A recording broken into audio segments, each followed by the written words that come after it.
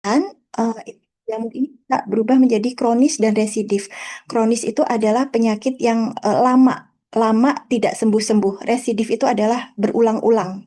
Jadi kambuh-kambuhan. Dan infeksi jamur ini sebetulnya juga bisa menular ke orang lain dalam kondisi tertentu.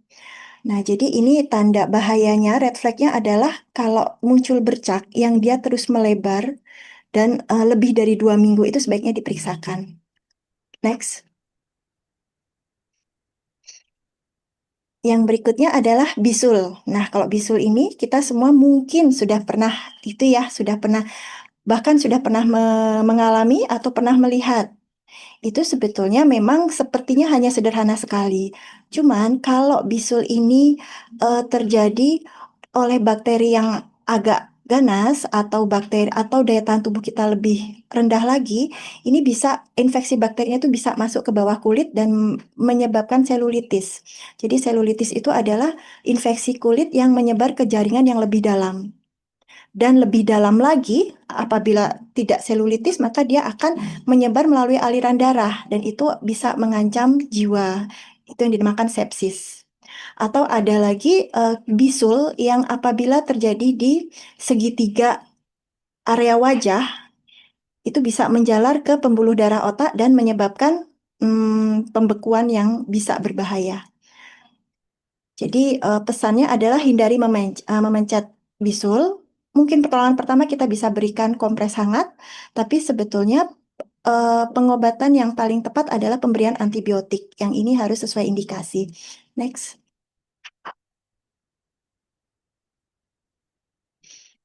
Ya, kemudian berikutnya adalah dermatitis atau kita sering istilahkan itu eksim. Seringkali orang hanya menganggap seperti jamur tadi tuh, cuman gatal-gatal yang tidak sembuh-sembuh. Dianggap cuman biasa, gatal alergi biasa barangkali, pantang makan ini itu, tapi kok tidak sembuh-sembuh. Seperti juga kayak kulit kering tapi gatal. Nah, sebetulnya apabila dibiarkan, dermatitis ini bisa berakibat kulit menjadi menebal. Nah, pada saat terjadi penebalan ini, pengobatan lebih susah dan memang sangat mengganggu sekali secara kosmetik ya. Kan menebal gitu, kulitnya menebal dan menggelap. Ini bisa diobatin. Jadi jangan nunggu terjadi penebalan, walaupun setelah terjadi penebalan masih tetap bisa diobatin. Kemudian akibat gatal yang terlalu hebat ini bisa mengakibatkan garukan yang berakibat bakteri ikut-ikutan masuk dan menjadi infeksi bakteri. Dan garukan yang hebat ini, rasa gatal yang hebat ini bisa menimbulkan gangguan tidur yang pada akhirnya bisa mengganggu aktivitas dan kualitas hidup seseorang. Bahkan pada anak-anak ini bisa mengakibatkan gangguan perkembangan karena ya lagi-lagi gangguan tidur dan gangguan aktivitas, gangguan bermain, gangguan belajar. Nah, itu akhirnya akan jadi gangguan perkembangan. Karena dermatitis ini kalau tidak diobatin, seringkali dia kronis. Kronis itu adalah penyakit yang lama. Jadi bukan penyakit yang semata-mata berat, tapi dia itu lama. Sebetulnya penanganannya dengan moisturizer yang tepat, kemudian identifikasi penyebabnya, dan salep kortikosteroid sesuai derajatnya. Dan ini memang sebaiknya diperiksakan. Next. Nah, kemudian kita ada yang perlu kita perhatikan juga luka kulit yang tidak sembuh-sembuh. Jadi luka kulit yang muncul spontan tanpa ada trauma sebelumnya, tanpa ada perlukaan sebelumnya tiba-tiba muncul luka, itu kita perlu waspada karena bisa mengarah ke suatu kanker kulit dan bisa mengarah ke suatu luka yang diakibatkan oleh gangguan aliran darah dan gangguan metabolik, yaitu bisa berupa ulkus diabetik, ada juga namanya ulkus statis. Red flag-nya atau tanda bahayanya adalah luka yang tidak sembuh-sembuh dalam 4 minggu. Lebih dari 4 minggu dia tidak sembuh, bahkan kadang-kadang melebar, dia berdarah spontan. Berdarah spontan itu artinya tidak diapa-apakan, tidak digaruk, tidak apa-apa, berdarah aja. Nah, kemudian bisa kita tandai juga dengan tepi lukanya tidak rata dan dasarnya pun tidak bersih dan tidak rata. Nah, itu kita perlu mulai waspada. Next. Nah, kemudian ini tentang tai lalat. Nah, tai lalat itu kebanyakan memang hanya tai lalat biasa. Tapi kita perlu waspada jika ini hanya perlu berpegang pada A, B, C, D, E. Jadi kalau eh, A itu asimetris, jadi tai lalat itu seharusnya bundar sempurna, bulat sempurna. Jadi kalau kita melihat tai lalatnya kok agak oval atau agak apa ya namanya peang gitu ya, agak ada yang lebih menjorok begitu, itu namanya asimetris. Itu patut dicurigai kalau dia agak nakal ini tai lalatnya. Kemudian B, tadi kan A asimetris itu adalah A, B-nya adalah border. Border itu adalah tepi, batas. Border itu batas. Jadi batasnya itu tidak rata, tidak bulat sempurna, tapi eh, bergerigi atau ada tonjolan-tonjolannya di batasnya itu. Nah, itu kita patut waspada juga. Kemudian warna. C itu untuk color atau warna. Kan A, B, C, C-nya color atau warna. Itu sebetulnya tai lalat yang benar, yang dia hanya tai lalat biasa itu warnanya homogen. Homogen itu artinya warnanya sama.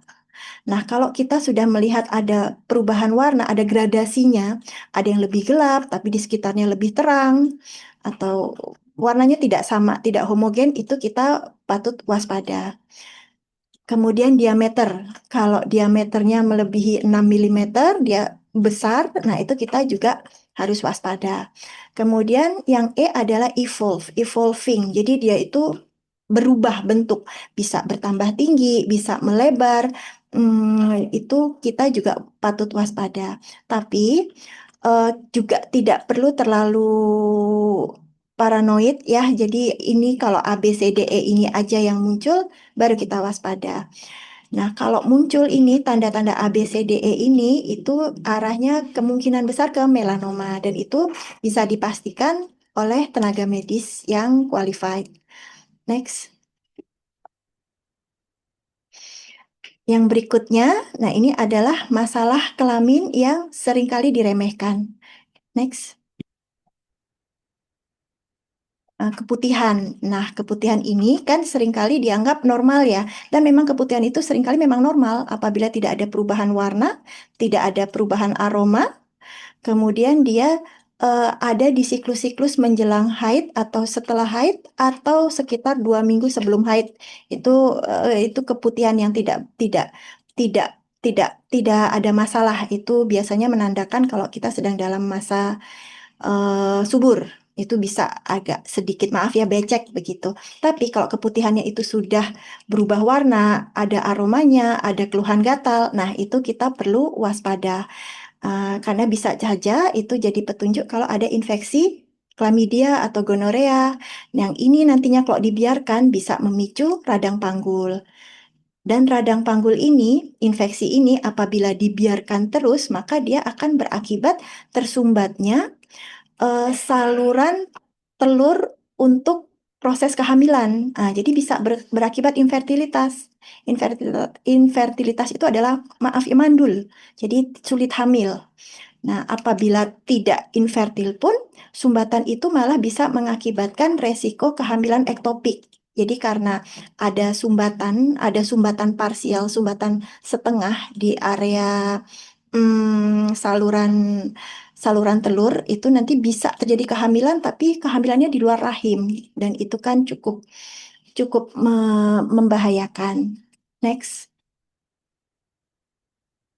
Kemudian luka pada area genital. Nah, luka pada area genital itu kadang-kadang cuma disangka garukan, lecet yang biasa. Ya, seringkali memang hanya lecet biasa aja, hanya luka yang mungkin tidak sadar karena gesekan, itu memang bisa. Tapi ada beberapa petunjuk kalau ini adalah suatu kondisi yang lebih rumit, yaitu tanda dari sifilis primer misalnya. Nah, sifilis primer itu ditandai dengan luka luka kecil, dia tidak ada rasa sakitnya. Dia muncul tanpa ada riwayat garukan sebelumnya. Kemudian ada juga herpes. Luka pada herpes ini tapi ini sedikit lebih khas. Karena nyerinya itu sangat nyeri, luar biasa. Jadi biasanya tanpa kita anjurkan pun pasiennya pasti sudah mencari pengobatan. Ini adalah luka. luka-luka yang kita tidak tahu, tidak ada garukan, tidak ada apa-apa, tiba-tiba luka-luka aja. Biasanya kalau pasiennya sadar, dia diawali dengan bintil isi air. Tapi bintil isi air ini gampang sekali pecah. Jadi tiba-tiba kita sudah menyadari kalau ada luka-luka. Lukanya itu biasanya tidak satu, tapi beberapa. Nah, kedua kedua kondisi ini itu tingkat penularannya tinggi, apalagi kalau terutama lewat kontak seksual langsung. Dan ini bisa beresiko pada sifilis, itu bisa berakibat infeksinya sampai kemana-mana, itu bisa. Dan bahkan bisa sampai ke janin. Herpes pun demikian, dia bisa pada kehamilan, pada janin dia bisa berbahaya dan dia bisa mengakibatkan rasa nyeri yang luar biasa dan dua-duanya sangat menular. Next.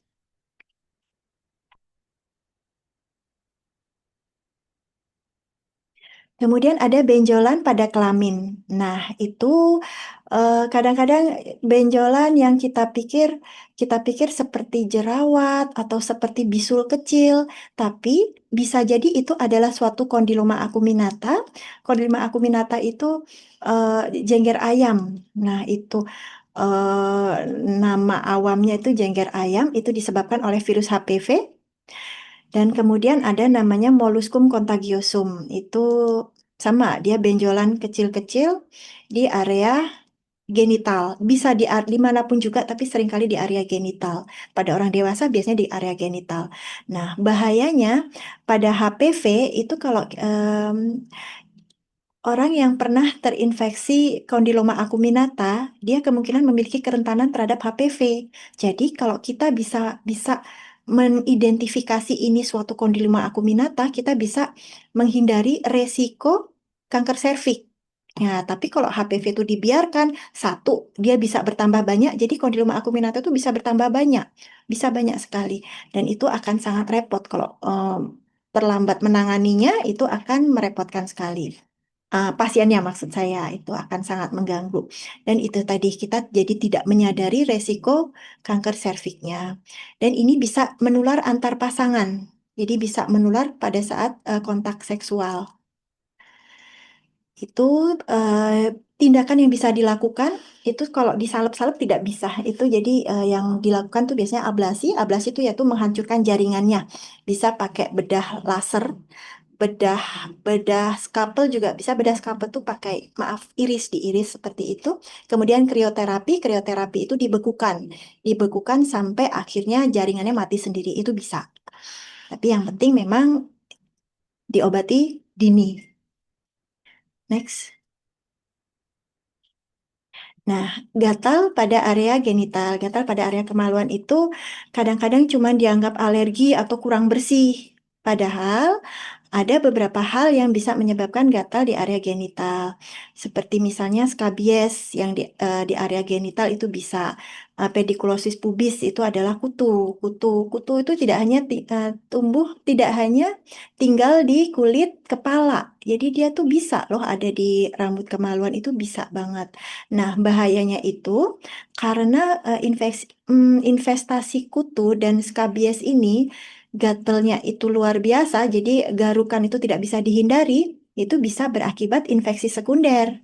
Infeksi sekunder itu adalah bakteri yang ikut-ikutan masuk karena garukan. Seperti itu. Nah, ini ciri-cirinya biasanya kalau skabies itu gatal malam hari. Dan ada bintil-bintilnya itu kelihatan nyata, dan biasanya sih terjadi juga pada pasangan pasangan pasangan tetap kita. Next.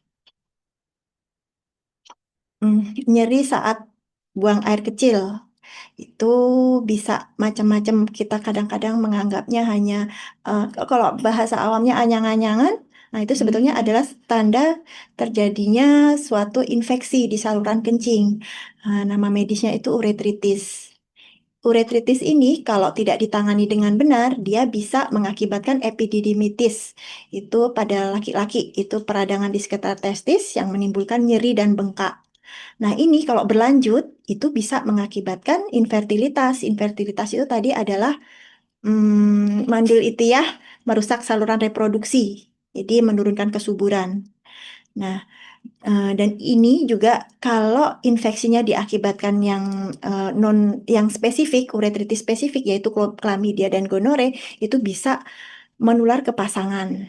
Nah, jadi apabila terdapat discharge itu adalah cairan yang keluar dari genital dan lebih dari 3 hari, apalagi disertai oleh nyeri dan demam, apalagi kalau sudah demam itu sebaiknya segera mencari pertolongan ke tenaga medis. Next. Nah, jadi ada kriteria kapan kita harus banget ke dokter, yaitu apabila gejala-gejala tadi secara umum itu sudah terjadi lebih dari 2 minggu, 1 sampai 2 minggu, itu sebaiknya segera periksa.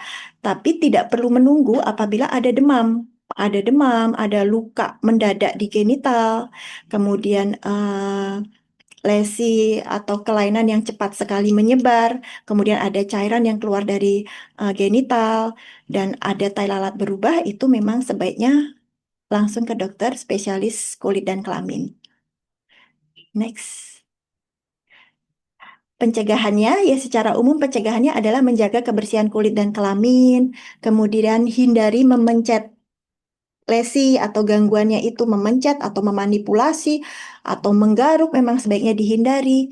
Kemudian kalau khusus untuk yang penularan secara seksual, lakukan seks secara aman yaitu pada pasangan tetap dan menggunakan kondom.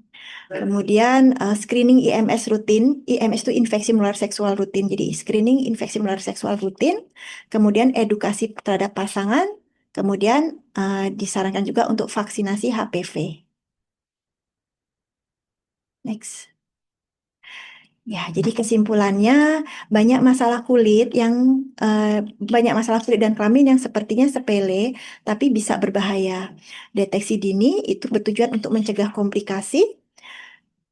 Pengobatan sendiri atau self medication atau self diagnosis dapat memperburuk kondisi. Dokter spesialis kulit dan kelamin atau sekarang disebut spesialis dermatovenerologi dan estetika berperan penting dalam pencegahan, diagnosis, dan terapi yang tepat. Next. Sekian pemaparan saya. Mungkin kita sambung dengan diskusi. Begitu, Dokter ini. Oke, baik. Terima kasih Dokter Indri. Masya Allah, pemaparannya sungguh sangat jelas sekali ya. Oke, bagi peserta webinar dan teman-teman sahabat Safia semuanya, jika ada pertanyaan, boleh tuangkan atau tulis di kolom chat. Nanti kita akan ada door prize juga, kita akan pilih secara acak.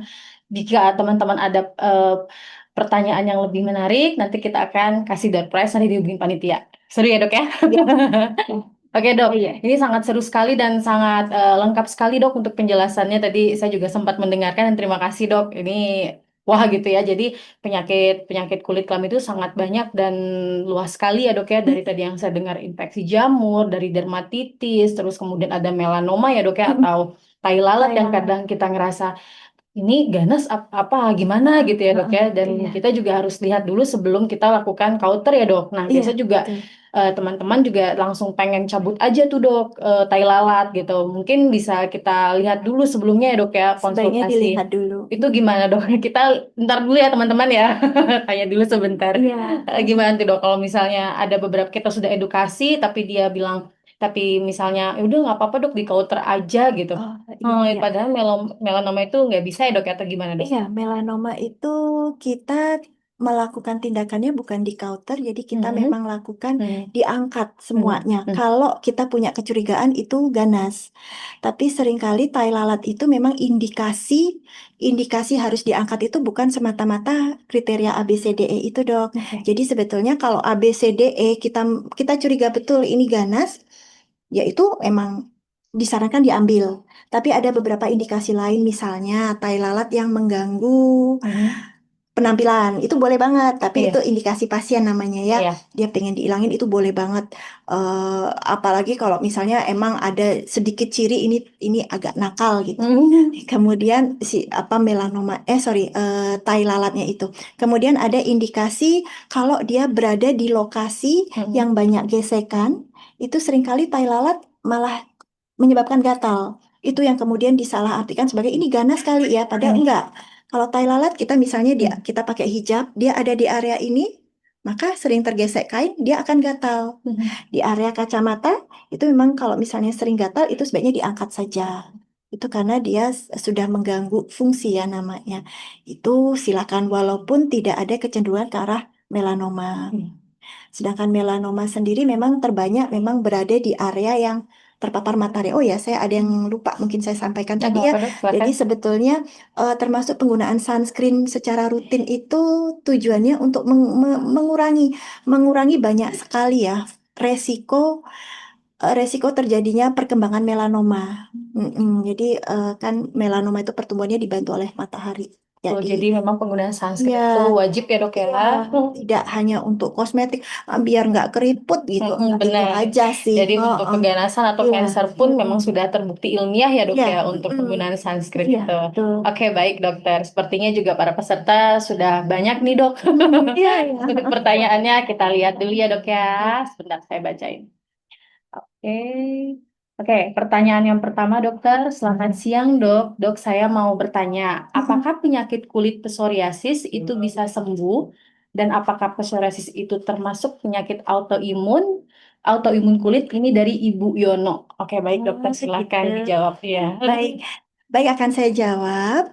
Bu ya, jadi psoriasis itu sampai saat ini kita belum menemukan solusi yang bisa bikin psoriasis itu sembuh selamanya. Jadi memang psoriasis itu sangat mungkin kambuh. Tapi kambuhnya itu sebenarnya bisa dikendalikan. Jadi jangan sampai kata-kata tidak sembuh-sembuh itu bikin kita jadi hilang semangat. Karena sebetulnya yang bikin dia kambuh adalah psikis. Jadi makin dipikir, iya makin banyak. Hmm. Jadi kalau saya bilang, ya saya harus ngomong apa adanya bahwa psoriasis itu sampai sekarang dia memang masih jadi penyakit bawaan, akan dibawa terus.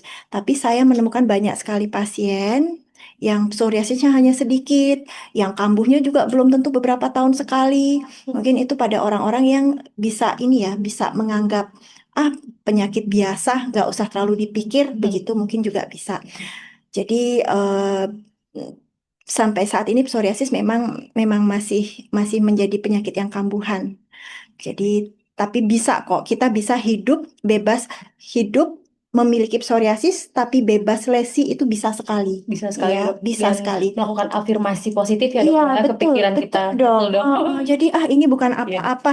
Saya selalu menekankan pada pasien saya, semua orang kan punya jatah sakitnya sendiri-sendiri. betul. Orang hipertensi katanya nggak bisa sembuh. Ah, bisa kok asal bisa bisa hidup dengan normal kok, asal nggak makan garam kebanyakan, gitu-gitu Betul. aja sih ya. Dikonsumsi boleh tapi dibatasi ya Iya, dok ya. jadi beberapa penyakit yang tidak hilang itu tidak berarti kita selalu menderita, begitu. Kemudian kalau autoimun, iya sebetulnya ini kita perlu perlu menempatkan istilah autoimun tuh di tempat yang seharusnya. Karena saya menemukan bahwa makin ke sini tuh kata-kata autoimun tuh kayak momok banget. Betul, itu kayak Nah, merusak juga ya pikiran kita ya dok ya, karena langsung ngejlop gitu oh ya, rasanya. betul. Padahal itu tuh makin bikin nambah-nambahin pikiran. Nah, autoimun itu yang saya tangkap yang dipahami oleh kebanyakan orang adalah penyakit yang maaf ya mematikan, Betul. terus bahaya. Padahal sebetulnya penyakit autoimun itu adalah penyakit suatu kelompok penyakit ya yang diakibatkan oleh imun sendiri yang menyerang tubuh dan itu seringkali kebanyakan hanya kulit loh. Nggak Hmm. sampai menyerang organ lain. Yang sampai bikin kita takut itu kan kalau dia menyerang organ lain. Lupus seperti itu.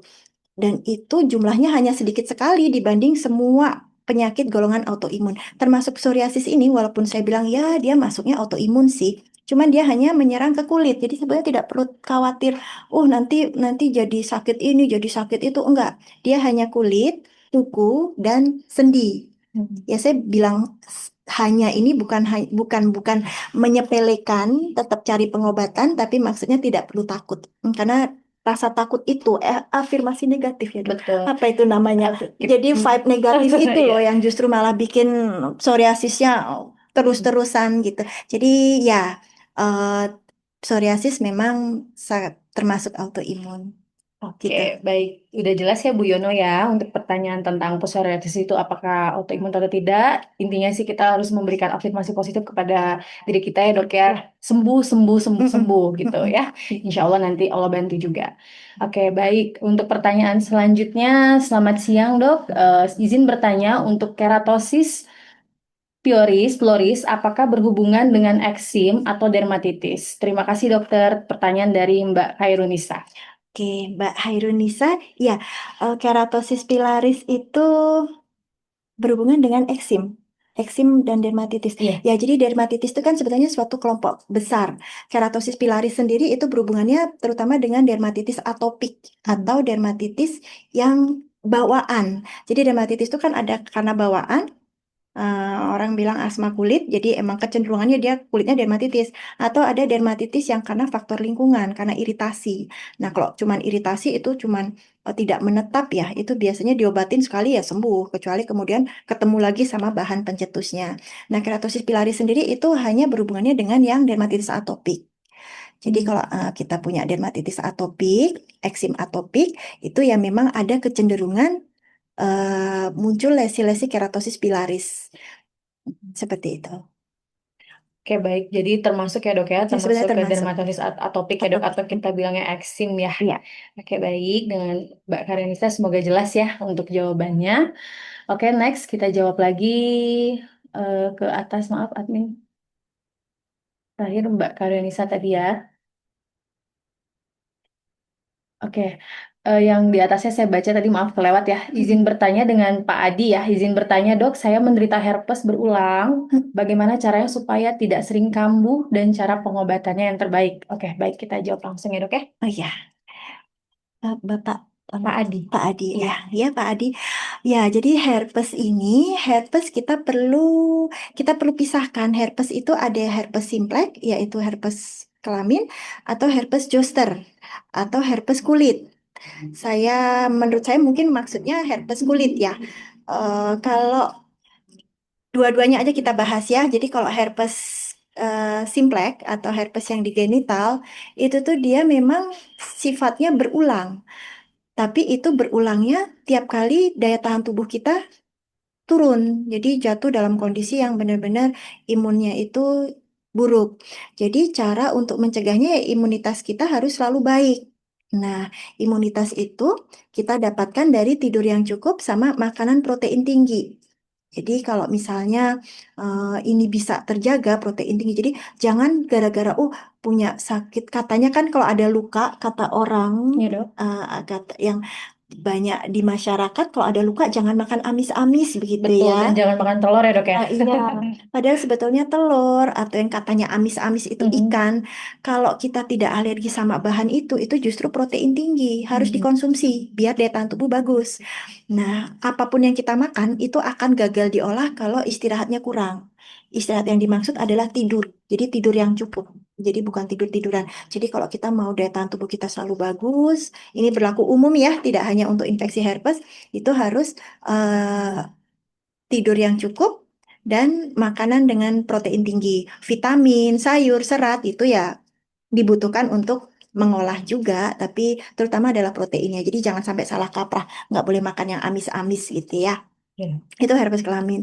Kalau yang herpes zoster atau herpes kulit itu sebetulnya sangat jarang berulang.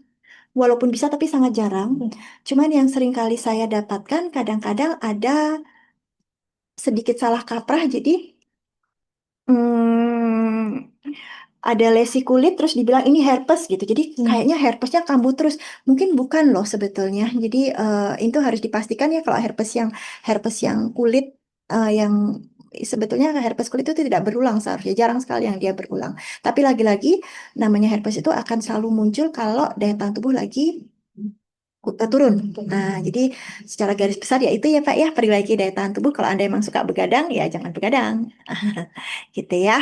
Oke, Pak Adi, untuk jawabannya memang kita harus menjaga pola hidup sehat ya dok ya, Ya, dari makanan, dari pola tidur, dan tidak stres ya mungkin ya dok ya ya, juga ya. oh iya, itu dia. Oke, baik Pak Adi, semoga lekas sembuh dan semoga pola hidup sehatnya dijalankan. Semangat ya Pak. Oke, kemudian kita lanjut lagi ke pertanyaan selanjutnya dengan Mbak Eka atau Bu Eka, sorry. Dok mau bertanya, apakah keputihan abnormal itu boleh dilakukan vaginal vaginal dutching dan seberapa efektif dalam penyembuhan? Baik, oke. Bisa dijelaskan, dokter? Kalau kalau keputihan yang tidak normal itu diartikan berarti sudah ada penyakitnya. Vaginal douching itu sebetulnya tidak dilarang, tapi juga tidak banyak membantu. Nah, karena keputihan yang tidak normal itu berarti sudah ada organisme yang tidak diharapkan di situ, organisme asing yang itu harus dibasmi. Nah, itu harus diidentifikasi penyebabnya dan diobatin. Jadi, kalau ditanya apakah dilarang, apakah memperburuk, sebetulnya tidak. Tapi kemungkinan besar gagal diatasi hanya dengan vaginal douching. Kecuali kalau itu ternyata hanya keputihan-keputihan biasa. Tapi kalau keputihan biasa sebetulnya juga tidak perlu loh kita melakukan sering-sering vaginal douching seperti itu. Karena tubuh kita kan sudah punya mekanisme pertahanan tubuhnya sendiri. Mungkin keputihan yang tidak keputihannya itu sebenarnya normal. Eh, Tadi balik ke tadi itu presentasinya. Apakah dia mengikuti siklus haid itu berarti normal tuh dan tidak ada perubahan warna sama bau sama atau 2 minggu sebelum haid selanjutnya itu biasanya pada masa subur ya gitu. Jadi kalau vaginal douching sih saya tidak sarankan sih sebetulnya. Gitu ya. Oke, baik. Mungkin dari Mbak Eka bisa konsultasi dulu kali ya, dok ya, untuk biar tepat ya Mbak ya. Diagnosis tepat, pengobatannya juga tepat. Jadi biar dokter juga bisa melihat ya dok ini abnormalkah atau tidak Ya, betul. normalkah Ha, untuk keputihannya. diidentifikasi dulu. Ya, Betul. betul. Oke, semoga jelas ya Mbak Eka ya. Oke, next untuk pertanyaan selanjutnya dari Halo Dok. Maaf, atas sedikit. Oh, udah itu ya. Oke, dari nggak Anem ya. Halo dok, izin bertanya dok, apakah dermatitis itu penyakit keturunan? Oke, baik. Ini juga banyak nih dok pertanyaan. Kalau ke Poli juga, Oh ini iya ya. keturunan nggak sih dok? Iya. Atau Oke. kapan sembuhnya dok? Ini kok nggak sembuh-sembuh eksim Iya. saya? Nah, ini mungkin dari dokter bisa langsung menjelaskan. Iya. Silakan Jadi dok. dermatitis kalau ini kita batasi pada dermatitis atopik, ya itu memang seringkali keturunan, tapi juga bukannya kita terus merasa dihakimi, oh ini akan mengikuti saya terus nih. Jadi sebetulnya yang diturunkan adalah bakat kulit keringnya. Hmm, Dermatitis itu kan muncul karena kulit yang kering. Kulit kalau kering itu kan berarti kulit yang tidak punya pelindung, dok. Jadinya bahan iritan itu akan masuk dan mengakibatkan peradangan pada kulit. Jadi yang diturunkan itu adalah kulit sensitifnya, kulit keringnya. Ini bisa kita lawan. Jadi kalau misalnya Anda merasa saya pernah didiagnosis dermatitis atopik, katanya keturunan, juga bukannya terus Anda ini apa? Bukannya terus kita putus asa gitu. Aduh, udahlah pasrah aja. Enggak, tidak boleh kering kulitnya, rajin pakai pelembab. Makanya dia kita bilangnya seasonal apa musiman ya, hmm, dermatitis musiman. Biasanya pada musim kemarau dia kambuh. Kenapa? Karena betul. pada saat itu kering Kering kulitnya, kulitnya. tidak bisa beradaptasi pada orang-orang yang memang memiliki dermatitis turunan itu. Jadi tentang dermatitis apakah keren? Ya, tapi namanya penyakit keturunan itu, kondisi keturunan itu tidak 100%. Jadi pada saat kita punya dermatitis, jangan terus langsung takut tuh anakku nanti pasti dermatitis. Enggak juga. Ada penurunan sifat genetik itu kan nggak 100% ya. Jadi ada macam-macam. Ada yang tidak dapat sama sekali, ada yang dapat dan seandainya pun memang, loh kok iya ya, kok kayaknya dermatitis juga, pelembabin aja. Jadi seringkali diturunkan tapi tidak muncul, tidak bermanifestasi kalau istilah kita itu ya, Hmm. tidak muncul dermatitisnya, hanya faktor kulit keringnya aja yang diturunkan. Gitu. Mungkin menjawab pertanyaan, Ya, iya. sangat menjawab sekali dokter. Oke, baik sudah terjawab ya untuk yang bertanya masalah dermatitis itu menurun atau tidak. Oke, selanjutnya pertanyaan dari Danik. Apa perbedaan antara kondiloma acuminata dengan kondiloma lata? Oke, baik ini kayaknya langsung bergeser ke arah yang ini banget ya dok ya pertanyaannya. Iya, Karena iya, kita iya. tahu ya, dok pasien sekarang tuh udah pada Oh, sangat antusias sekali tentang penyakitnya, langsung searching segala macam. Jadi udah tahu. Jadi pas ke kita tuh udah ngerti, oh ini bukannya seperti ini, dok, gini gini gini. Jadi luar biasa sih iya, antusiasnya. iya, iya. Iya, iya. Jadi Silakan jawab dok. sebetulnya kalau kondiloma acuminata sama kondiloma lata itu emang susah sebetulnya dibedakan. Jadi kalau saya hanya bercerita begini, begini, begini, kalau kita tidak pernah melihat betul-betul, mungkin akan jadi teori aja. Katanya kondiloma acuminata itu dia lebih kasar permukaannya. Ya memang, tapi pada saat kita ketemu yang lata pun ini kasar apa apa ya itu mulus apa ya supel. Mm. Jadi sebetulnya yang membedakan itu. Kemudian kondiloma lata itu kan terjadi pada sipilis ya. Dan sebetulnya sebelum terjadi kondiloma lata, mungkin pernah ada riwayat sebelumnya ada luka yang tidak sembuh itu. Sorry, luka yang tidak nyeri dan sembuh sendiri itu. Nah, itu pernah ada riwayat itu. Kemudian ada muncul benjolan-benjolan beberapa bulan setelahnya. Itu kita patut curiga kondiloma lata. Jadi kalau untuk bentukannya sendiri membedakannya hanya yaitu permukaannya lebih kasar kalau kondiloma acuminata. Kalau kondiloma lata dia lebih supel, lebih halus gitu. Mm-mm. Tapi sama-sama berbahaya ya dok ya. Oh, sama-sama Sama. harus dicari pengobatannya. Dan Dua-duanya sama-sama menular, penularan tinggi dan bisa ya menyebar gitu. nyebar ya dok Nah, ya. Oke, baik. Dan ada perjalanan klinis juga ya dok berarti kalau kondiloma lata ya. ya, mm-mm. Oke, Mm-mm. baik. Oke, semoga menjawab ya untuk Danik ya. Oke, pertanyaan selanjutnya ini nggak apa-apa dok, kita bertanya terus Mari, atau mari kalau masih ada ya. banyak sekali pertanyaan dok yang masuk dok. Heeh. Oke, sangat antusias sekali untuk peserta webinar hari ini ya. Kemudian next dari Bapak atau Ibu ini. Oke, selamat siang dok. Saya Selamat Rini. siang. Oke, mau tanya, saya udah 2 bulan ini keputihan, sudah berobat juga, tapi belum sembuh-sembuh juga dok. Jadi saya putus asa banget dok karena didiagnosis kemarin kandidiasis. Terus gatalnya itu selalu datang setelah haid. Oke, baik, kita jawab langsung ya dok ya. Ya. Karena pasiennya sudah berobat juga tapi tidak sembuh-sembuh. Mm-mm. Coba kita tanya ke dokter Indri saja langsung. Iya. Gimana dok? Iya, jadi terakhir didiagnosis kandidiasis, kandidiasis ya, Kandidiasis. kandidiasis akibat jamur. Kalau memang terjadinya berulang, sebetulnya patut di ini juga dok, patut di karena ada saya punya banyak sekali pasien yang akhirnya dia jadi tersugesti, agak becek sedikit, disangka ini emang keputihan yang tidak normal, padahal mungkin Mhm. normal. Jadi ya itu tadi ada siklusnya, Bu, maaf.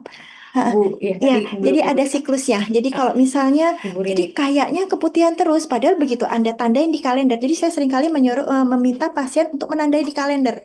Jangan-jangan sebetulnya itu siklus yang normal. Kan 2 minggu sekali itu cukup cukup mepet dok. Iya. Jadi kita merasa keputihan, tapi 2 minggu sudah sembuh, 2 minggu kemudian kok keputihan lagi. Padahal begitu dilihat Hmm. kalender, oh ternyata memang mendekati menstruasi. Jadi di itu dulu memang betul-betul di di diidentifikasi dulu. Kecuali kalau Anda memang nyata sekali merasakan gatal, kemudian ada aroma, perubahan aroma, ada perubahan warna. Nah itu baru kita bisa pastikan ini adalah keputihan yang tidak normal dan diobatin. Tapi kalau dia tidak ada perubahan itu sih nggak masalah. Tentang gatal pasca menstruasi itu juga perlu diidentifikasi. Pada saat kita menstruasi kita kan pakai pembalut. Iya dok. Pembalut itu adalah iritasi mekanis. Jadi bikin gatal kalau pada orang yang kulitnya lemah. Nah, jadi jangan-jangan gatalnya bukan gara-gara keputihan, tapi gara-gara habis kontak pembalutnya bisa juga loh. Jadi, jadi kalau saya sih, menurut saya tidak perlu terlalu takut. Nanti coba ditandain dulu di kalender apakah benar Anda tuh kebutuhannya terus-terusan nih dan ada perubahan warna, bau dan ya itu dan gatal tapi tidak ada hubungannya dengan pembalut. Kemudian ya kalau misalnya dibutuhkan kalau Anda emang sudah menikah dan atau berusia di atas 40 bisa dilakukan ini pap smear. Pap smear itu tidak hanya membaca tentang ini apa perubahan sel, dia juga Hmm. bisa membaca apakah ada organisme apa yang di situ gitu. Jadi sebenarnya masih banyak jalan kok. Mungkin Anda bisa ke sentra-sentra pengobatan yang lebih besar, ke rumah sakit atau ke klinik yang lengkap, yang kita bisa, maaf ya, mengambil apusan apusan keputihannya. Apusan itu apa ya, cairan keputihannya untuk diperiksa di mikroskop. Jadi nanti hasilnya pasti. Ya, jadi jangan putus asa, cari Mhm. pengobatan. Atau bisa karena higienitas dok pada kelamin? Eh, ya, yang ya bisa saja dan kelembapan itu bisa saja. Cuman biasanya sih kalau pada orang yang keputihan berulang, saya justru menemukan bahwa mereka malah over hygiene akhirnya, dok. Ya sih, jadi justru kalau over hygiene itu malah membunuh flora normal di Iya, bagian betul. kelamin kita ya. Ya, jadi Biar sebetulnya kita. memang bisa, tapi secara umum saya kalau ketemu pasien yang keputihannya berulang, justru yang terjadi malah over hygiene. Jadi, Hmm, ya, ya mungkin bisa, tapi ya itu tadi. jarang sekali Jarang terjadi. sekali ya, dok ya. Kelembapan biasanya kalau terlalu lembab. Nah, kalau Anda merasa juga memang lingkungan kerja Anda, lingkungan keseharian Anda emang maaf ya area situ tuh banyak keringat, banyak terlalu lembab, Anda bekerja di lingkungan yang panas sekali, ya memang dari situ juga bisa. Oke, baik. Oke, dengan Ibu Rini, semoga membantu yang untuk dijelaskan tadi. Tetap semangat dan dilihat lagi ya dok ya untuk kebutuhannya itu seperti apa dan bagaimana. Dan mungkin bisa kontrol juga ya dok ya untuk Iya. nilai lagi gitu ini kenapa bisa. Dan tadi untuk penggunaan pap smear ya dok ya untuk Nah, pemeriksaan selanjutnya pemeriksaan bisa. pap smear bisa. Oke, oke untuk teman-teman peserta webinar, saya infokan bisa mengisi link absensi atau presensi ya nanti kita akan tampilkan di kolom chat ya. Kita bisa pakai. Oke, nggak mau nih dok, kita lanjut dok. Baik, Kayaknya silakan. waktu udah 10 jam nih dok. Oh, Pertanyaannya udah banyak kok sekali, nggak Masya ngantuk ya? Allah. Luar biasa. Seru sekali ya ternyata ya dok ya Iya, kita bahasannya. Saya senang sekali karena peserta nggak ada malu nggak malu gitu ya dok iya, ya. Maksudnya betul. ini memang harus kita mending dari sekarang ya dok ya daripada Iya. kita yang tadi dokter pas tampilkan daripada kita self diagnosis sama self treatment gitu dan belum tentu itu benar ya dok ya gitu. Oke, next lanjut dengan Mbak Leli. Dok, saya Leli mau bertanya kalau masalah dermatitis pada anak itu bisa disembuhkan tidak? Biasanya sampai umur berapa tahun anak tidak akan terkena dermatitis? Oke, ini juga pertanyaan yang lumayan banyak, dok.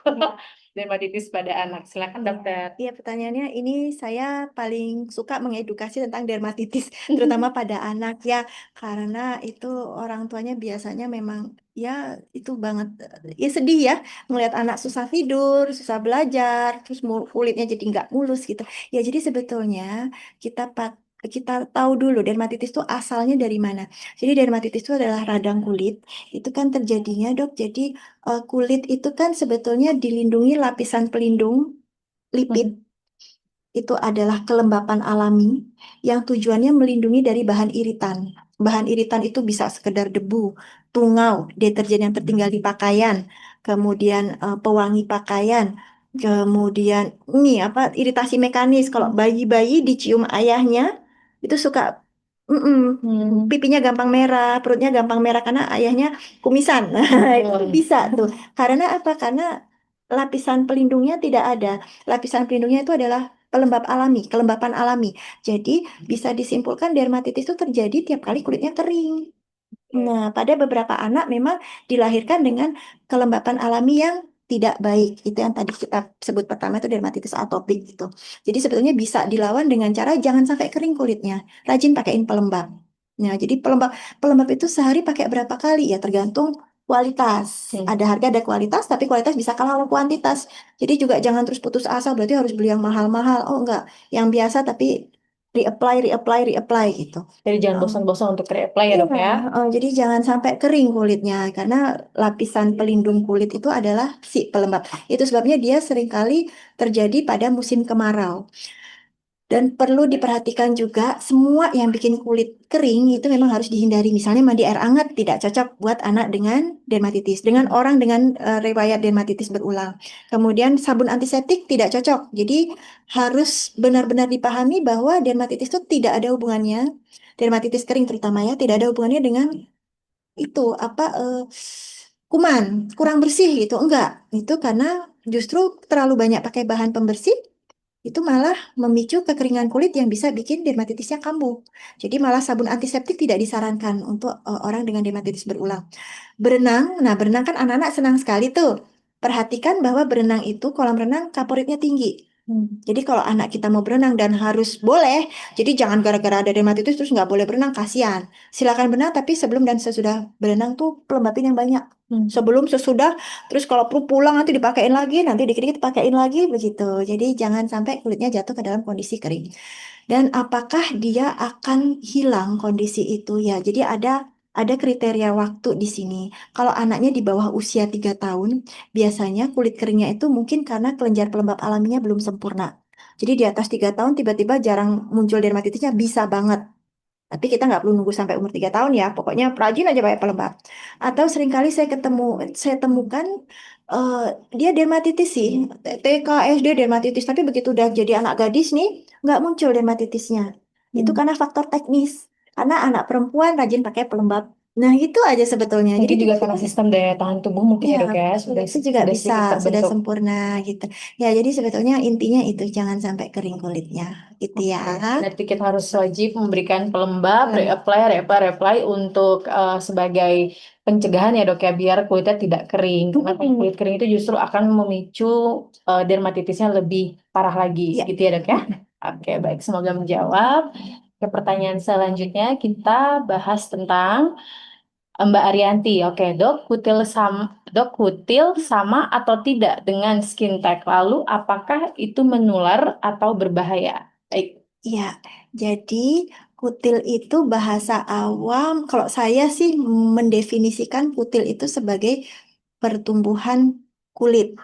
Nah, kutil itu sendiri ada yang virus, ada yang non-virus.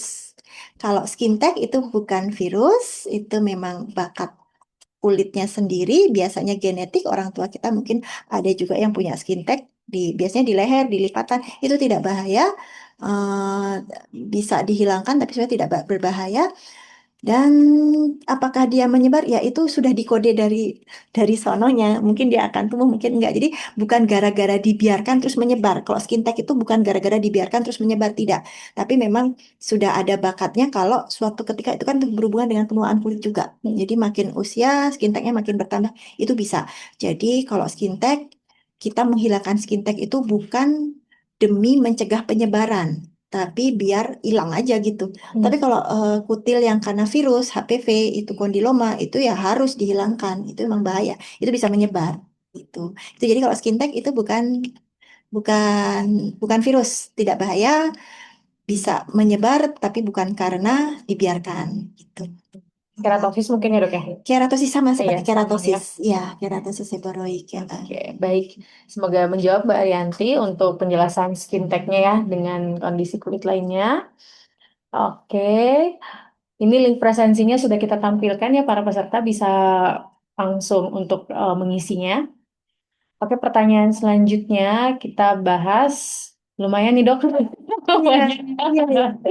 Oke, kayaknya antusias juga dok karena kan nanti akan ada door prize ya. Oh, iya, Oke, kita iya. akan pilih secara acak. Iya. Mungkin nanti dibantu sama dokter Indri memilih pertanyaan yang bagus banget nih pertanyaannya dok ya. Jadi kita bisa pilih Iya. gitu. Oke, pertanyaan selanjutnya dari Kak AB. Mana sih? Oke, yang di atasnya dulu kali ya. Sebentar. Ya, Mbak Ina ya. Dok Punten, kebetulan saya nakes dan sering sebagai asisten dokter. Sebentar ini ke kelas, maaf. Dok Punten, kebetulan saya nakes dan sering asisten dokter SPDVE.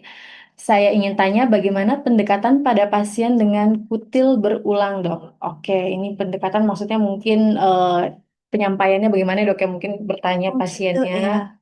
kenapa kutilnya berulang. Hmm, jadi kalau ini saya anggap kutilnya maksudnya kutil yang virus ya. Kita batasi di kutil yang Iya, virus ya. iya dok. Berulang, kalau ada infeksi yang berulang, itu satu kemungkinan ada penurunan daya tahan tubuh yang besar sekali. Iya. Jadi biasanya kalau terjadi kutil yang berulang, itu saya akan memeriksa ini status imun pasiennya. Saya rasa mungkin di itu sudah jadi SOP standar sih di klinik-klinik kulit tuh biasanya. Jadi akan diperiksa apa itu status HIV-nya mungkin, atau mungkin pada saat melakukan tindakan untuk mengablasi kutilnya itu masih ada yang tertinggal. Tapi itu tertinggal itu sebetulnya bukan karena kurang bersih, karena tindakannya kurang kurang oke gitu enggak. Tapi namanya kalau kutil kalau kutil karena HPV itu kan dok. Jadi pada saat ada muncul HPV-nya satu, dia akan memberi anak sebar. Yang anak sebarnya akan tumbuhnya belakangan. Jadi mungkin saja pada pasien-pasien tersebut sebetulnya eh, pada saat kita hilangkan, itu kan yang kita bisa hilangkan adalah yang muncul saja. Yang belum tumbuh tapi sudah ada benihnya, kita kan tidak tahu. Nah, jadi sebenarnya mungkin bukan berulang tapi ya tumbuhnya belakangan. Nah, itu pun bisa. Tapi kalau misalnya berulangnya dalam beberapa tahun, itu saya rasa sudah jadi SOP di semua klinik SPDVE itu memang diperiksa untuk ya itu penyakit. Penyakit yang mungkin berhubungan dengan penurunan daya tahan tubuh. itu apa pendertaan tubuh yang besar sekali. Biasanya pada infeksi-infeksi itu ya, gitu. Jadi idealnya memang pada saat sudah dilakukan ablasi tindakannya eh, si apa namanya kutilnya itu tidak muncul lagi atau ada jeda dok atau bagaimana? Ya, jadi sebetulnya pada saat melakukan tindakan itu kita juga nggak terus pede banget udah bersih gitu nggak. Biasanya sih kita tetap harus mengedukasi pasiennya nanti kalau misalnya dalam beberapa minggu ada lagi langsung langsung datang lagi gitu. Oh, Jadi jadi memang kita tidak bisa pastikan bahwa yang sudah kita bersihkan itu sudah bersih. Itu. oke. Begitu. Itu mungkin kalau memang maksudnya pendekatan secara penanganannya, ya. Tapi kalau pendekatan maksudnya pendekatan secara apanya Iya, itu? di sini sih Eh, tadi si mbaknya faktor pendekatan resiko, enggak. pendekatan pada pasien, Mm-mm. bagaimana pendekatan pada pasien dengan kutir berulang. Mm-mm. Untuk Mbak Ina Maria mungkin nanti bisa kolom chat lagi ya untuk pertanyaannya biar lebih lengkap ya. Kalau misalnya memang belum jelas. Oke. Kemudian pertanyaan selanjutnya dari Abelenda, dok, bagaimana cara mengatasi breakout pada wajah dan bagaimana membedakan apakah kita harus stop skincare tersebut ataupun kita lanjutkan? Baik. Jadi breakout breakout pada wajah itu macam-macam ya. Ada kita bilang breakout, ada kita bilang purging. Kita harus berhenti dari skincare yang kita pakai saat itu apabila disertai rasa gatal atau kemerahan. Tapi kalau misalnya breakoutnya itu karena kita lagi pengobatan jerawat, itu namanya purging, itu justru jangan dihentikan.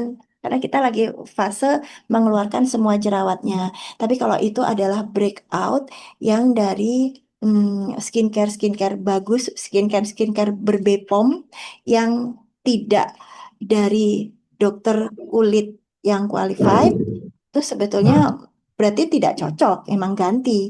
Dan biasanya sih bisa biasanya sih yang pertama kita curigai adalah ini apa sunscreennya, sunscreennya itu seringkali bikin breakout tuh. Jadi kalau misalnya breakoutnya itu terjadi pada saat Anda berobat jerawat terutama ya pada dokter estetika, pada dokter kulit itu memang pasti akan terjadi itu namanya purging. Itu lanjut. Tapi kalau Anda menggunakan skincare apa namanya over the counter ya. Over the counter ya. Ya, ya itu terjadi breakout, ya itu sebetulnya tidak cocok namanya. Anda ganti, ganti, ganti, ganti merek, ganti jenisnya. Tapi pastikan semuanya berbepom ya.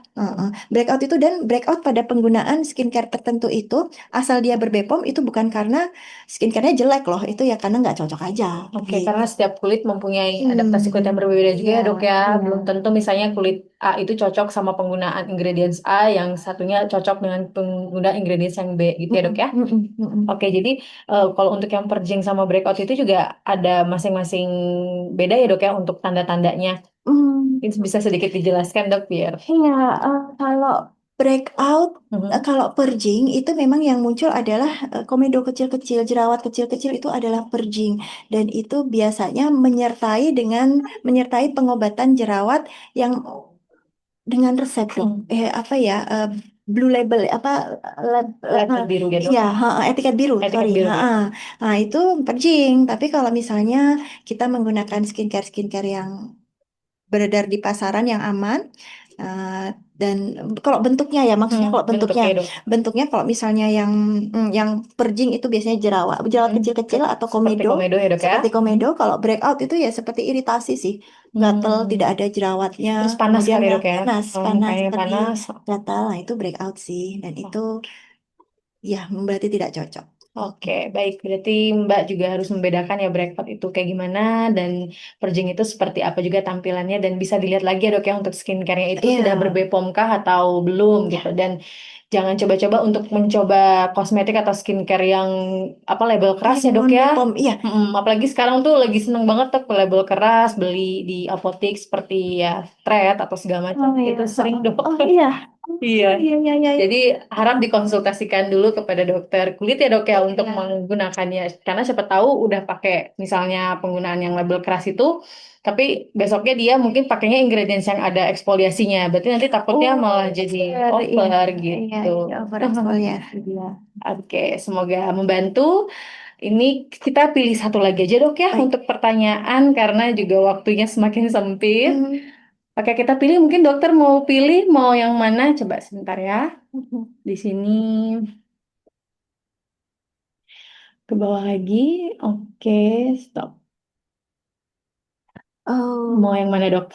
Coba ke bawah lagi, Pak. Oh, udah. Oke, tentang putih lagi, Dok, boleh, atau boleh oke, deh. boleh? Iya, Oke. kayaknya penasaran Ini dia. nggak ada yang Boleh. Hans ya? Nggak ada yang itu ya, video langsung.